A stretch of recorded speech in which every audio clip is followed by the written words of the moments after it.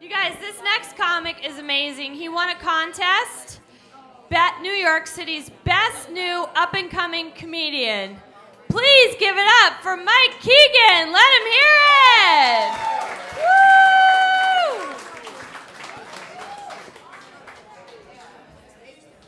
Woo! Guys, keep it going for Sassy. Working hard tonight. All right. Hello.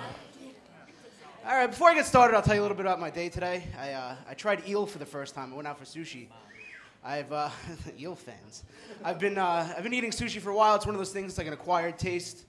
The more you eat, the more adventurous you get. Everyone starts off with the California roll, which is like training wheels. Then you move on to more special rolls. Then you move on to the sashimi, which is just the raw fish.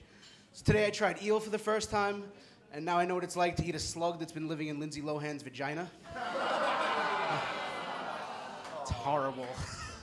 But with that being said, I come from a big, crazy Italian family. My mother and her 4 sisters are all 100% Italian. You can imagine how interesting holidays are. They'll actually fight over who gets to do the dishes at the end of the night. With all the hand gesturing, you feel like you're at a fucking sign language convention. There's my mother's sister, Josephine, my fat aunt Josephine. We always have to save the dark meat for her on Thanksgiving. So I call her Aunt Kardashian because she's got a big fat ass and she loves dark meat. So hey. But, thank you. But I've been traveling a lot recently. I went to Amsterdam with some friends for the culture. And our first night there, we get invited to this special upstairs bar where they keep the culture. And there's these 4 smoking hot blonde bartenders. They're putting on a show for us. They're pouring us drinks. One of them, she starts using the dildo on herself. And she comes over to me and she asked me if I was ready to catch it. So I'm thinking herpes, a yeast infection. But it's not what she meant. So I opened my mouth, which would have cost me some teeth. She goes, no, just hold out your hands. So I'm expecting this gentle lob into my hands. And she shoots this thing across the bar like a fucking Scud missile. This thing shoots past my head, down a flight of stairs, into a regular bar where just regular people are hanging out. And she asked me if I wouldn't mind fetching it for her. So here I am at a bar in Amsterdam chasing a runaway dildo down a flight of stairs. It's a very proud moment in my life. So it didn't work out too well. So more recently I went to Costa Rica to visit a friend that moved there. Costa Rica. And I had a great time, but our first night there, I didn't really know my way around. We were going to meet up at an after-hours bar. So I stopped at the first place that I saw, and I don't speak Spanish, so I didn't understand the sign outside that said the name of the bar.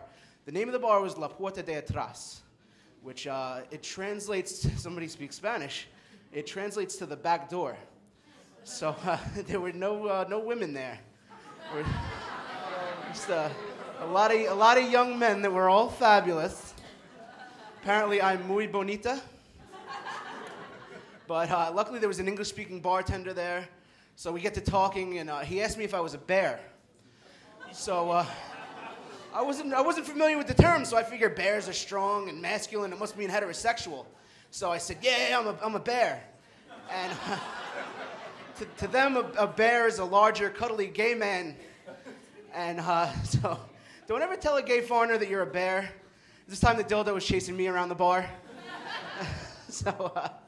But that wasn't fun. But I went to my first gay wedding recently. They needed a bear. But no, but it was awesome. It was a friend of mine that lives in Arizona, and it sucks. It's illegal for him to get married down there. So he had to come all the way up to New York, which I think is ridiculous. You're not going to find a bigger supporter of gay marriage than me.